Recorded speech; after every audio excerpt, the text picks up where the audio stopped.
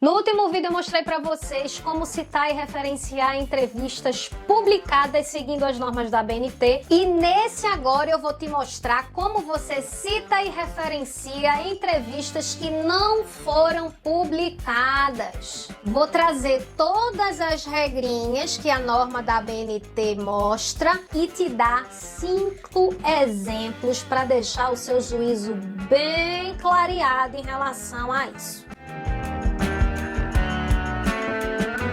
Essa é a parte 2 do vídeo de citação de entrevista. Precisei partir esse vídeo em 2 porque a ABNT pegou o meu juízo e confundiu todinho. Aí, para não fazer um vídeo de 1 hora, 2, 3 horas, meia hora, eu dividi. Se quiser ver a outra entrevista, vá pro vídeo anterior, o link tá aqui na descrição. Agora, se a sua entrevista foi você quem fez, você tá no lugar certo. Legal! Para escrever o roteiro desse vídeo, eu consultei as normas 6023 de 2020 e a 10520 de 2023, que são as normas que estão vigentes hoje. Eu tô gravando esse vídeo para vocês em setembro de 2024. Tá assistindo esse vídeo uns 3, 5 anos depois? Poxa, como é que você sabe? Clica aqui no link da descrição, chamado Normas Atuais da ABNT, para você saber se são essas mesmo que ainda estão em vigor no momento que você tá assistindo esse vídeo, viu? É? Quando você precisa transcrever uma fala de uma entrevista que você mesmo fez para o seu trabalho, essa transcrição, ela vai se comportar no seu texto como uma citação, com uma única diferença. Fala. Quando é você quem coleta os dados de entrevista, não vai gerar referência. Coloque isso aí bem fixado nesse teu juízo, vice? Não vai inventar referência para entrevista que tu mesmo fez, não, porque não existe não. Combinado? Entendeu? Entendeu bem, né? Relaxa!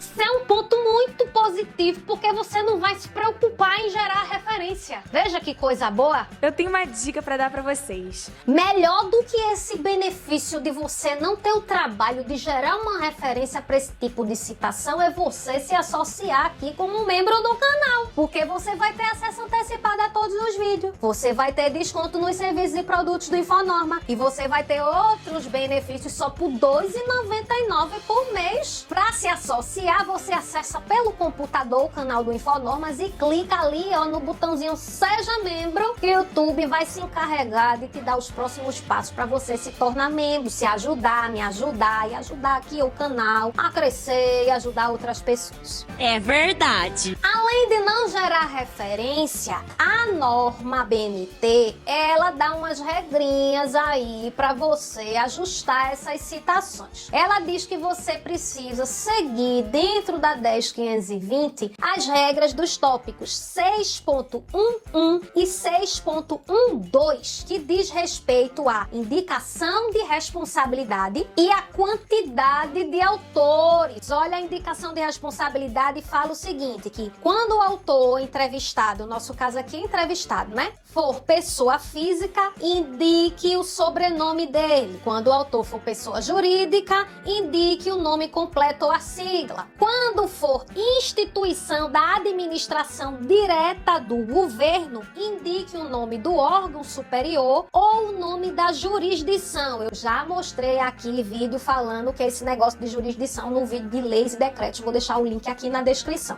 Não sou enganação, sou pura fechação, tá? E por último, fala da quantidade de autores, né? Que é aquele lance, até 3 autores, você coloca o nome dos 3, mais de 3 autores, você pode usar o et al. Você escolhe. Todas essas regrinhas aqui, a norma diz que convém seguir. Quando ela diz convém, quer dizer que você pode escolher seguir ou não seguir. Fica a seu critério aí o que você achar melhor fazer dentro do texto do seu trabalho, tá bom? Tá bom.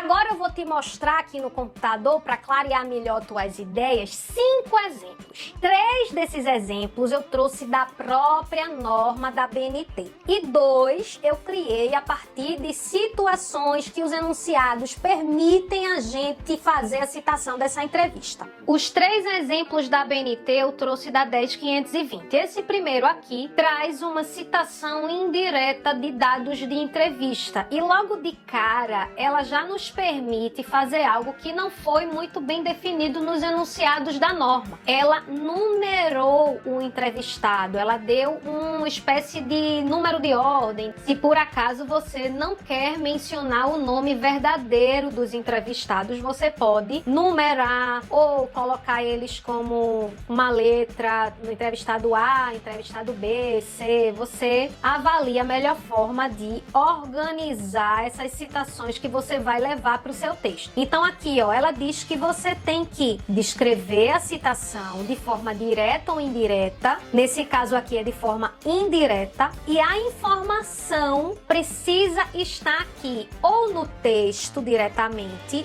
ou na nota de rodapé. Esse primeiro exemplo é da nota de rodapé, ó, ela botou: o entrevistado 5 considera as bibliotecas comunitárias como iniciativas populares de mediação de informação. Ela botou uma notinha aqui de rodapé, ó, que levou para cá: entrevista de pesquisa concedida na data tal, na cidade tal.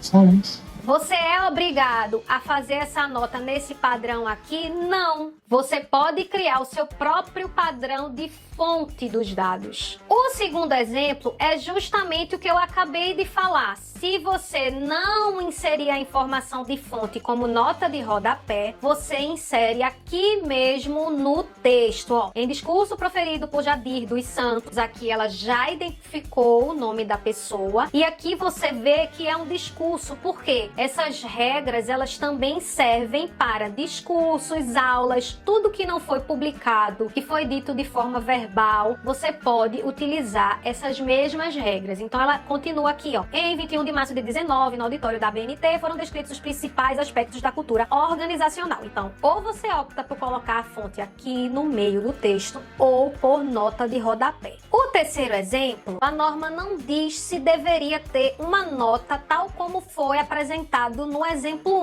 1. Talvez, agora é uma interpretação minha da norma, tá? Isso não tá claro nos enunciados. Como esse exemplo específico não mostra o nome de uma pessoa, não te obriga a colocar a fonte, porque já meio que dá para deduzir que é de entrevista não publicada. Mas se você optasse por colocar o nome do entrevistado ou um nome fictício, poderia confundir com uma citação simples, né? Uma citação padrão que tem referência. E aí, dessa forma, seria mais prudente você colocar uma informação de fonte ou na nota de rodapé, ou mesmo aqui dentro do próprio texto, como foi apresentado nesse exemplo 2. Se por acaso aqui, ao invés de entrevistado A, você optasse por mencionar Santos, poderia confundir, entendeu? Eu acho que sim, minha senhora. Eu, particularmente, acho que os enunciados relacionados à citação de entrevista são insuficientes. E para me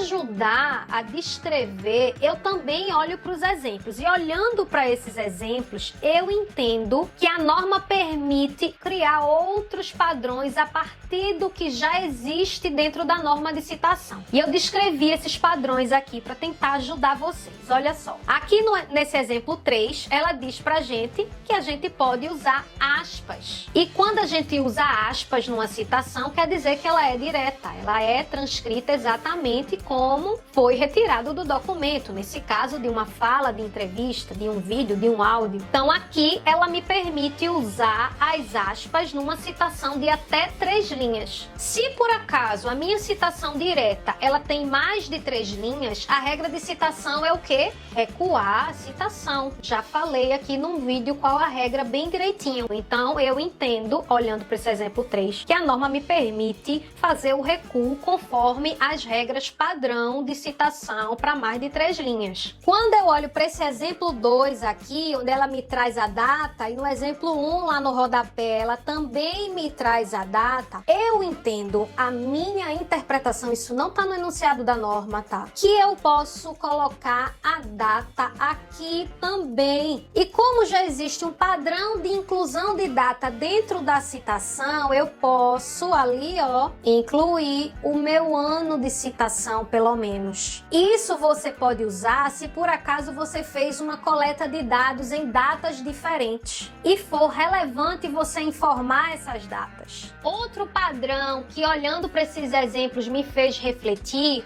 foi: se ela traz aqui exemplos de indicação de nome de entrevistado entrevistado por letra e por número, na minha cabeça ela abre uma brecha para eu também dar outros nomes para os meus entrevistados, nomes fictícios. Ah, louca. Além de numerar ou de indicar letras do alfabeto para cada entrevistado diferente. E o último ponto que me fez refletir foi relacionado à indicação de página em citação direta, né? Que normalmente a gente coloca aqui o ano e a paginação. Essa página aqui, ela não vai existir, porque se não foi publicada a entrevista, certamente não há um documento paginado, então não faz sentido algum ter página aqui antes que alguém me pergunte pela fé desse guarda. Gente, realmente.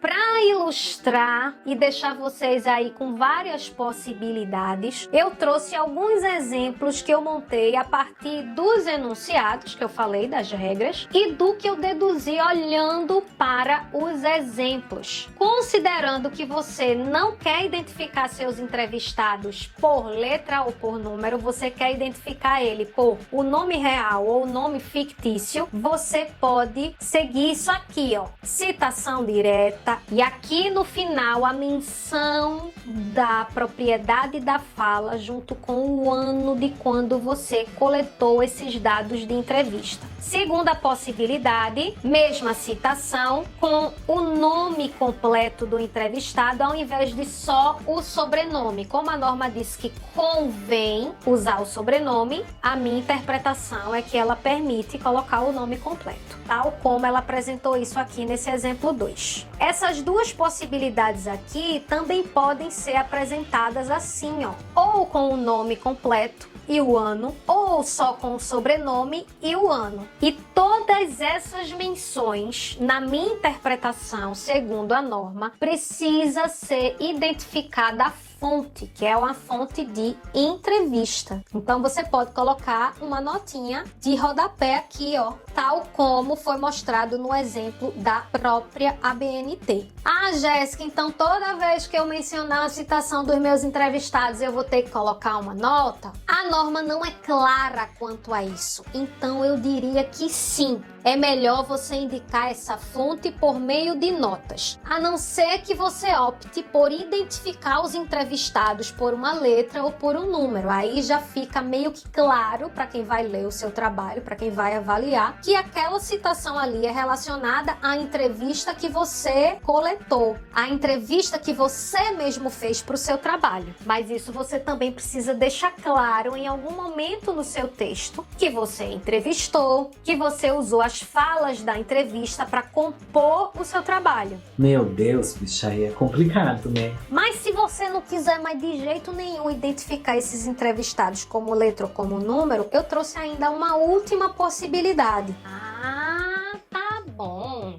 Essa aqui, ó, você sempre menciona a fonte de onde você tirou aquela citação, seja direta ou indireta, dentro do seu próprio texto, que é como traz aqui esse exemplo 2, ó. Você diz, ó, Souza, um dos entrevistados para esta pesquisa, lembrou que seria impossível incluir uma ideia tudo que há no mundo. E aí, toda vez que você for falar sobre uma fala de um entrevistado, seja direta ou indireta, você lembra ao leitor que aquela figura ali foi uma das entrevistadas para a sua pesquisa. Eu particularmente acho mais fácil identificar esses entrevistados por número ou por letra, tá? A não ser que realmente o entrevistado seja uma pessoa pública e você consiga deixar ali bem claro no seu texto que você coletou aquelas informações dessa pessoa exclusivamente para o seu trabalho. Mas vamos combinar, gente. Que bicha chata da porra, hein? Nossa senhora! Ajudei ou atrapalhei mais esse seu juízo? Manda as dúvidas nos comentários. Lembra do like, da inscrição se ainda não é inscrito